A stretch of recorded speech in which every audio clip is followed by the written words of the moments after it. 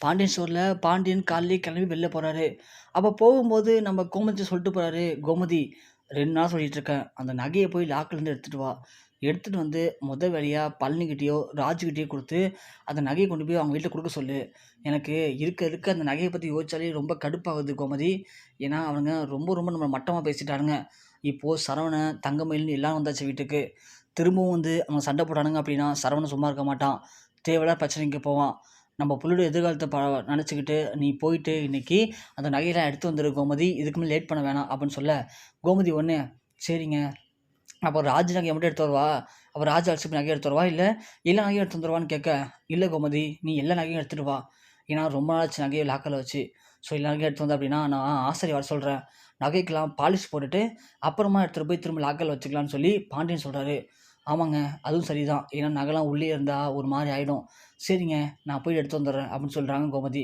சரின்னு சொல்லிட்டு பாண்டியன் கிளம்பி கடைக்கு போயிறாரு. அப்படியே ஒரு ஒரு ஆளா எந்திச்சு வராங்க. மீனா, ராஜு எந்திச்சு வந்து, "அத்தை என்னத்த வேலை செய்யணும்?" அப்படின்னு கேட்க, கோமதி உடனே, "நீங்க எனக்கு எந்த வேலையும் செய்யாம இருக்கிறதே மிகப்பெரிய வேலைதாம்மா. நீங்க போயிட்டு அவங்கவங்க படிக்கிற வேலை இருந்தா பாருங்க. இல்ல சும்மா உட்காந்தா உட்காந்துட்டுருங்க. இல்ல சேர்ந்து சேர்ந்து உட்காந்து ஏதாவது திட்டம் போடணும்னா போடுங்க. ஒண்ணும் பிரச்சனை இல்ல. ஆனா என்கிட்ட வந்து மட்டும் எதுவும் பேச வேணாமா?" அப்படின்னு சொல்றாங்க. உடனே அந்த இடத்துல ராஜு சொல்றாங்க, "என்னத்த இன்னும் கோவம் போலியா? எங்க மேல கோவமா தான் இருக்கீங்களா?" அப்படின்னு சொல்ல, கோமதி உடனே, "ஐய்யய்யோ! உங்க மேல நான் ஏம்மா கோவப்பட போறேன்? கோவப்பட நான் யாரு? எனக்கு உங்க மேல எந்த ஒரு கோவமும் கிடையாது. எனக்கு என் மேலே தான் கோவமா இருக்கு. அதனால என்ன கொஞ்சம் ஃப்ரீயா விட்டுட்டு, நீங்களா போய் ரெஸ்ட் எடுங்க. என்ன மட்டும் கொஞ்சம் ஃப்ரீயா விட்டீங்கன்னா, அதுவே நீங்க எனக்கு பண்ற மிகப்பெரிய புண்ணியம்." அப்படிங்கிற மாரி கோமதி பேசுறாங்க. மீனா உடனே, "ஏன் அத்த இப்படி வார்த்தையாலே எங்கள கொல்றீங்க? நாங்க என்ன வேணும்னா பண்ணோம். ஏன் அத்த புரிஞ்சுக்க மாட்றீங்க? வீட்ல இருக்க யாருமே புரிஞ்சுக்கணும்னு நெனச்சா, நீங்க கூட என்ன புரிஞ்சுக்க மாட்றீங்க பாருங்க." அப்படின்னு சொல்ல, அந்த இடத்துல மயில் சொல்றாங்க, "மீனா, அத்தை வந்து எப்படிம்மா புரிஞ்சுப்பாங்க? நீங்க பண்ண தப்பு தான் மீனா. நீங்க ராஜுட்ட சொல்லியிருந்தீங்க அப்படின்னா, அன்னைக்கே இந்த பிரச்சனை வந்திருக்காதுல்ல. ஆனா நீங்க இவ்வளோ பெரிய தப்பு பண்ணிட்டு, எப்படி அத்தைகிட்ட டக்குன்னு பேச முடியும்? விடுங்க மீனா, அத்தை கண்டிப்பா உங்கள்ட்ட பேசுவாங்க. நான் பேச வைக்கிறேனே." அப்படின்னு சொல்ல, மீனா உடனே மயில ஒரு மாரி பார்க்குறாங்க. "நீங்கலாம் அப்ப எந்த தப்புமே பண்ணவே இல்ல. நாங்க தான் இந்த வீட்டுக்கு தெரியாம தப்பு பண்ணிட்டோம். அப்படிதானே?" அப்படிங்கிற மாரி மீனா மனசுல நெனச்சுக்கிறாங்க. உடனே மீனா மயில பார்க்கவும், கோமதி கேட்குறாங்க, "ஏய் மீனா, ஏன் நீ மயில மொறச்சு பார்த்துட்டு இருக்க?" அப்படின்னு கேட்க, "ஐயோ! அத்தை மொறச்சுலாம் பார்க்கல அத்தை. சும்மா பார்த்தேன் அவ்வளோதான்." "சரி, சரி போ. இங்கேயே நின்னுட்டுருக்கீங்க. போயிட்டு உட்காருங்க. இல்ல டிவி பாருங்க. இல்ல படிக்கிறதா படிங்க." அப்படின்னு சொல்லிட்டு கோமதி போறாங்க. அப்போதைக்கு மயில் சொல்றாங்க, "சரி அத்தை, நான் என்னத்த வேலை பார்க்க? நான் போயிட்டு வீட்லாம் கழுவி விடவா? கூட்டி விடவா? செடிக்கெல்லாம் தண்ணி ஊத்தவா? துணி துவைச்சு போடவா?" அப்படிங்கிற மாரி மயிலு அடுத்தடுத்து என்ன வேலை பார்க்கலாம் அப்படிங்கிறத கேட்குறாங்க. உடனே கோமதி சொல்றாங்க, மயிலு, நீ சமைச்சிரு இன்னைக்கு. நான் கொஞ்சம் பேங்க் வரைக்கும் போறேன். லாக்கர்ல இருக்க நகையெல்லாம் எடுத்து வரணும். இந்த ராஜோடைய அப்பாவும், சித்தப்பாவும் வந்து என்ன பேச்சு பேசுனானுங்க. முதல்ல இந்த நகைய கொண்டு வந்து குடுத்தா தான் கொஞ்சம் நிம்மதியா இருக்கும். நான் அதனால பேங்க் வரைக்கும் போறேன். போயிட்டு வந்துடுறேன்னு சொல்ல, உடனே மீனா கேட்குறாங்க, "என்னத்த சொல்றீங்க? பேங்க்கு போறீங்களா? தனியாவா போறீங்க?" "ஆமா, தனியா தான் போறேன்." "ஏன்? என்ன அத்தை சொல்றீங்க? நான் கூட வரேன் அத்தை. நீங்க ஏன் தனியா போறீங்க?" அப்படின்னு சொல்ல, "ஐய்யய்யோ! உன் உதவியே எனக்கு வேணாம்மா. நீ வராம இருக்கிறது எனக்கு மிகப்பெரிய உதவி தான். நான் தனியாவே போய்க்கிறேம்மான்னு" சொல்ல, "அத்தை, நீங்க தனியா போய்லாம் பழக்கம் இல்லைல்ல அத்தை. அதுவும் பேங்க்குக்கெல்லாம் போறீங்க. நான் வரேன் அத்தை" அப்படின்னு சொல்ல, "பரவாயில்லம்மா. நான் இனிமே தனியாவே போய் கத்துக்கிறேன்" அப்படின்னு கோமதி சொல்றாங்க. மீனா உடனே, "அத்தை, நான் எதனா பேசினா தானே உங்களுக்கு பிரச்சனைன்னு சொல்றீங்க. நான் எதுவுமே பேச மாட்டேன் அத்தை. வாய மூடிட்டு நான் பாட்டுக்கு அமைதியா உங்க கூடயே வந்துடுறேன் அத்தை. வந்துட்டு வரேன் அத்தை. நீங்க தனியா போ வேணாம் அத்தை. தனியா போய் எதுனா ஆயிடுச்சுன்னா கண்டிப்பா மாமா அதுக்கும் கோச்சிப்பார், சண்டை போடுவார் அத்தை. நான் உங்க கூட வரேன் அத்தை" அப்படின்னு சொல்ல, "வேணாம்மா, நான் தனியா போய்க்கிறேன்." "இல்ல உங்களுக்கு இப்போ தனியா போறது தானே பிரச்சனைங்கிறீங்க. சரி, நான் தனியா போகல. மயிலு, நீ என் கூட வரியா? பேங்க் வரைக்கும் போயிட்டு வந்துருவோம்" அப்படின்னு சொல்லவும், "அத்தை, நானா அத்தை? நான் வரேன் அத்தை. நீங்க சொன்னீங்கன்னா கண்டிப்பா நான் வருவேன் அத்தை. எங்க வேணாலும் போலாம் அத்தை" அப்படின்னு சொல்ல, "சரிம்மா, நீ போய் குளிச்சுட்டு கிளம்பி வா. நானும் சமையல்லாம் முடிஞ்சிருச்சு. நானும் போய் குளிச்சுட்டு கிளம்பி வரேன். நாம 2 பேரும் பேங்க்கு போயிட்டு லாக்கர்ல இருக்க நகையெல்லாம் எடுத்து வந்துடலாம்" அப்படின்னு சொல்ல, உடனே மயிலு மீனா பார்த்து, "மீனா, சாரி மீனா, கோச்சிக்காதீங்க மீனா" அப்படின்னு சொல்ல, "ஏன்க்கா? நான் ஏன் கோச்சிக்க போறேன்? எதுக்கு இப்போ சொல்றீங்க அப்படி?" "இல்ல மீனா, நீங்க தான் வரேன்னு சொல்லி அத்தைகிட்ட வாண்டடா சொன்னீங்க. ஆனா இருந்தும் அத்தை உங்கள வேணான்னு சொல்லிட்டு என்ன கூப்பிடுறாங்க. அதான் நீங்க தப்பா நெனச்சு ஃபீல் பண்ண போறீங்க. ஆ அதெல்லாம் ஒண்ணும் இல்ல மீனா. கண்டிப்பா நான் அத்தைகிட்ட சொல்லி பேசி புரிய வைக்கிறேன்.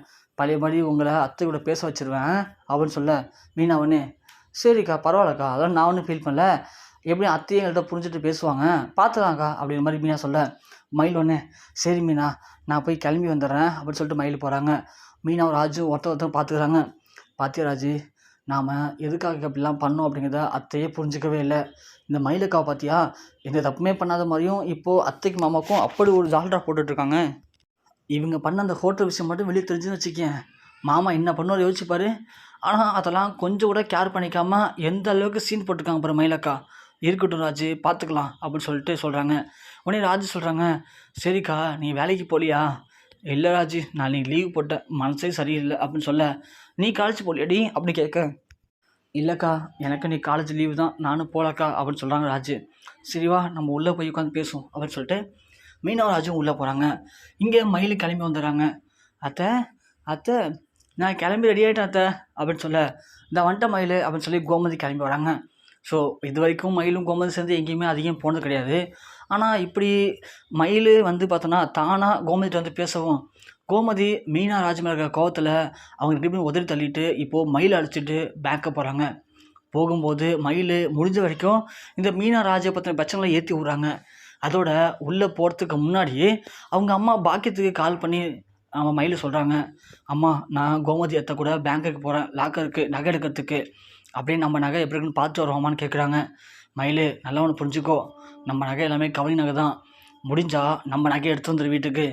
நான் வந்து ஏதாவது ஒரு காரணத்தை சொல்லி நகையை வந்து வீட்டுக்கு வாங்கிட்டு போயிடுறேன், அப்படி போயிட்டேன்னா அதுக்கப்புறம் நமக்கு எந்த பிரச்சனை இருக்காது அப்படின்னு சொல்கிறாங்க.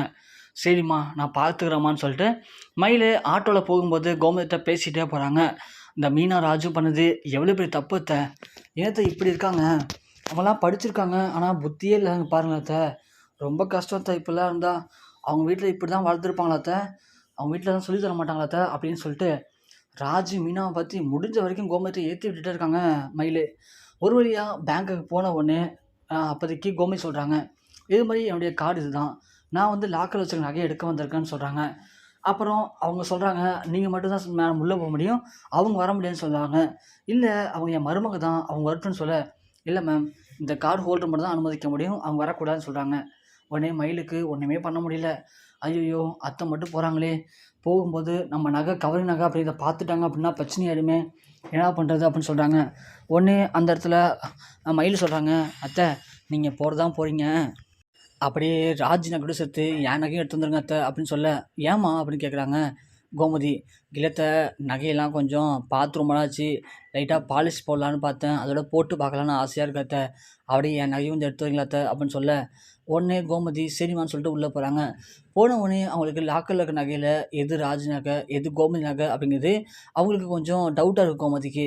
சரி மயில் நகை ராஜ் நகை 2 எடுத்துட்டோம் அப்படின்னா மீதி மீனா நகை மட்டும் தான் இருக்கும், ஏன் அதை மட்டும் வச்சுட்டு அவர் தான் பாலிஷ் போடுறதுக்கு ஆசை அனுப்புன்னு சொல்லியிருக்கார்ல, எல்லா நகையும் எடுத்துகிட்டு போவோம், எல்லோரும் ஒரு எட்டு போட்டு பார்த்த மாதிரி இருக்கும், அப்போ நகையை திரும்ப பாலிஷ் பண்ணி ஒன்று வச்சிடலாம் அப்படின்னு சொல்லிட்டு உடனே கோமதி அங்கே இருந்த எல்லா நகையுமே எடுத்து போகிறாங்க. எடுத்துகிட்டு வெளில போனோடனே மயில் கேட்குறாங்க, அத்தை நகையெல்லாம் எடுத்துட்டிங்களா? எடுத்துட்டேன் மயில். அத்தை ஏன் நகை?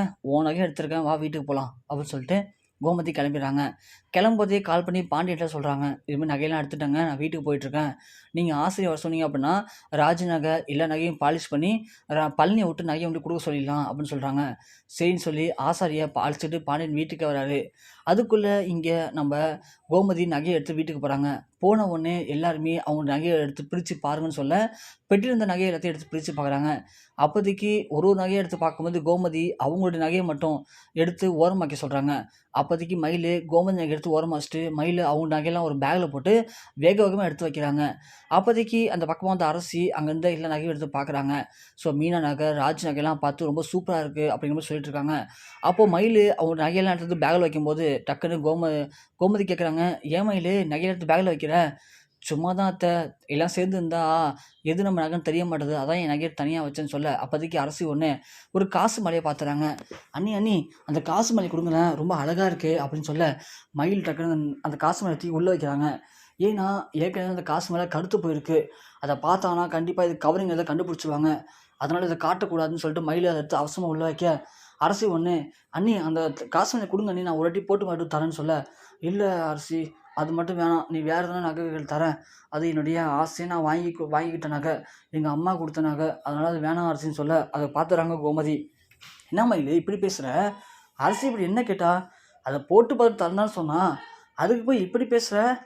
வேணாம் மயில் விட்டுரு, நாங்கள் பார்த்து வரதுக்கப்புறம் அப்படின்னு சொல்ல, இல்லைத்த அது என்னுடைய ஆசையான நகை அதனால சொன்னத்தன்னு சொல்ல, கோமதி ஒன்று, என்ன மயில் இப்படி பேசுகிற? என்ன ராசியா நகை அப்படின்னா தூக்கிட்டு போகிறேன்னு சொன்னால் பார்த்துட்டு தந்தேன்னு சொன்னான், அதுக்கே நீ இவ்வளோ வீம்பு பிடிக்கிறேன்னு சொல்ல. எல்லாத்த அது வந்து அப்படின்னு சொல்ல கோமதி ஒன்று, அது காசு மாலை எடு, அது ஏதோ பார்க்கறதுக்கு மேலே கருப்பாக இருக்க மாதிரி இருக்குது அப்படின்னு சொல்ல. இல்லத்த அது டிசைனே அப்படி தான் அழுக்காக இருக்குது அப்படின்னு சொல்கிறாங்க. சரி விடு அரசி விடுமா, நான் உனக்கு அப்பாட்ட சொல்லி நகை வாங்கி தரேன் அப்படின்னு சொல்ல. மயிலை பற்றிக்கு எதுவும் பேச முடியாமல் ரொம்ப அமைதியாக இருக்காங்க. அந்த நேரம் பார்த்து பாண்டியன் அப்போ தான் ஆசை அடிச்சுட்டு வீட்டுக்குள்ள வராரு. வந்தவுடனே ராஜ் நகை எடுத்தா சொல்லி அந்த நகை எடுத்தையும் பாலிஷ் பண்ணுங்கள், கழுவிடுங்க, பல பலன்னு இருக்கட்டும், கொண்டு போய் அவங்க வீட்டில் கொடுத்துடலான்னு சொல்கிறாங்க. அப்போ அதுக்கு உடனே கோமதி சொல்கிறாங்க, ஏங்க இந்த மீனா நகை, ஏன் நகை, மயில் நகை எல்லாத்தையுமே பாலிஷ் போட்டுருவோம், அப்புறமா கொண்டு லாக்கில் வச்சுக்கலாம்னு சொல்ல. உடனே எல்லாருமே அவங்க நகையை எடுத்துறாங்க. ஆனால் மயில் மட்டும் அவங்க நகையை எடுக்காமல் அப்படியே மூடி வச்சுக்கிறாங்க. அதை பார்த்த கோமதிக்கு சந்தேகமாக இருக்குது. ஏங்க இந்த மயில் நகையெல்லாம் எடுத்து பேக்குள்ள வச்சுட்டு வெளியே எடுக்கவே மாட்றா, அரசி வந்து போட்டு பார்க்கணும்னு கேட்டது கூட தரமாட்டேன்ட்டா, என்னன்னு கேளுங்கன்னு சொல்ல. மயில், மாமா சொல்லுங்க மாமா, உன் நகையெல்லாம் எடுத்துருமா பாலிஷ் பண்ணணும்னு சொல்ல. இல்லைங்க மாமா, வேணாம் மாமா, அது நல்லா தான் மாமா இருக்குது அப்படின்னு சொல்கிறாங்க. உடனே கோமதி சொல்கிறாங்க, என்ன மயில் இப்போ தான் சொன்னேன் காசு மேலாம் அழுக்காக இருக்குன்னு சொன்னேன், எடுத்துருவாங்க அப்படின்னு சொல்ல. இல்லை அத்தை நல்லா தான் இருக்குது, வேணாத்தன்னு சொல்கிறாங்க. பாண்டியன் ஒன்று, மயில் அந்த நகை இங்கே எடுத்துருவாமான்னு சொல்ல. மயில் மயங்கிக்கிட்டு அப்படியே அங்கேயே நிற்கிறாங்க. டக்குன்னு அந்த நேரம் மீனா ஒன்று நகையோடைய பேக்கை பிடிங்கி கொடுத்துட்றாங்க. ஆசாரி அந்த நகையை எடுத்தோடனே காசு மாலை தான் வெளியில் வருது. காசு மாலையை பார்த்தோன்னே சொல்லிட்டாரு, இது கவரிங் மாதிரி தெரியுதுன்னு சொல்லவும் மயிலால் இங்கே ஒன்றும் பேசவே முடியல. அவர் லைட்டாக உடச்சி பார்த்துட்டு, பாண்டியா இது கவரிங்ப்பா இது அப்படின்னு சொல்கிறாங்க. என்ன சொல்கிறீங்க ஆசாரி, கவரிங்கா? நல்லா பாருங்கன்னு சொல்ல, மீதி இருக்கிற பேக்கில் இருக்க எல்லா நகையும் எடுத்து செக் பண்ணுறாங்க. எல்லாமே கவரிங் நகை தாங்க இது அப்படின்னு சொல்லவும் பாண்டியனால் பேசவே முடியல. மயில், என்ன எல்லாம் கவரிங் நகைன்னு சொல்கிறாங்க அப்படிங்கிற மாதிரி கோமதி கேட்க. மயில், அதுங்க அத்தை இல்லைங்க அத்தை, தெரில அத்தை, நாங்கள் தங்க நகை தான் வச்சோம், லாக்கரில் தான் இப்போ மாற்றிருப்பாங்க போல கவரிங் நகையா, எனக்கு அந்த பேங்க் மேலே தான் சந்தேகமாக இருக்குன்னு சொல்லி அப்படியே அந்தர் பெல்ட் அடிக்கிறாங்க. பாண்டிய ஒன்று, என்னம்மா சொல்கிற, பேங்க்கில் எப்படி மாற்றுவாங்க, நீங்கள் தாம்மா ஏதோ தப்பாக சொல்கிறீங்க, உங்கள் அம்மா வர சொல்லு ஃபஸ்ட்டு, உங்கள் அம்மாட்ட கேட்டால் தான் முடிவு கிடைக்கும், இதெல்லாம் உண்மையிலே நீ செஞ்ச நகை தானா இல்லை கவரிங் நகையா, யாரை ஏமாற்ற பார்க்குறீங்க சொல்லு மயில் அப்படின்னு சொல்லி பாண்டியன் கொந்தளிச்சு போய் கிட்டக்க எழுந்துச்சு போகிறாரு. அதை பார்த்த மயில் ஒன்றுமே பண்ண முடியாமல், மாமா எனக்கு ஒன்றும் தெரியாது மாமா, நான் எங்கள் அம்மா வர சொல்லி எங்கள் அம்மாட்ட பேசுவீங்க, எங்கள் அம்மா தங்க நகை தான் போட்டாங்க, ஆனால் அது எப்படி கவன மாறிச்சு தெரிலன்னு சொல்லி மயில் பயங்கரமாக அழுகுறாங்க. அழுது எப்படியாவது நடித்து இன்றைக்கி பாண்டியன் ஏமாத்த நினைக்கிறாங்க. ஆனால் பாண்டியனுக்கு தெரிஞ்சு போச்சு இதில் ஏதோ பித்தலாட்டம் இருக்குது. ஏற்கனவே கோமதி சொன்ன மாதிரி நகையை ஆட்டி கொடுக்காம இவ மூடி மூடி வைக்கிறத பார்த்தா சந்தேகம் இப்போது அதிகமாகிடுச்சு, இது ஏதோ கோலுமால் இருக்குது, நீ உங்கள் அம்மா உடனே வர சொல்லு, இல்லை அப்படின்னா பிரச்சனை பெருசான்னு சொல்லி பாண்டியன் சொல்ல. உடனே மயில் கால் பண்ணி அவங்க அம்மா சொல்கிறாங்க, அம்மா நீ உடனே கிளம்பி வீட்டுக்கு வாம்மா, இங்கே நகையை பற்றி விஷயம்லாம் தெரிஞ்சு போச்சு, பிரச்சனை பெருசாகிடுச்சு, எப்படியா வந்து காப்பாற்றுமான்னு சொல்லி மயில் பாக்கியத்துக்கு ஃபோன் பண்ணி பயங்கரமாக அழுதுட்ருக்காங்க.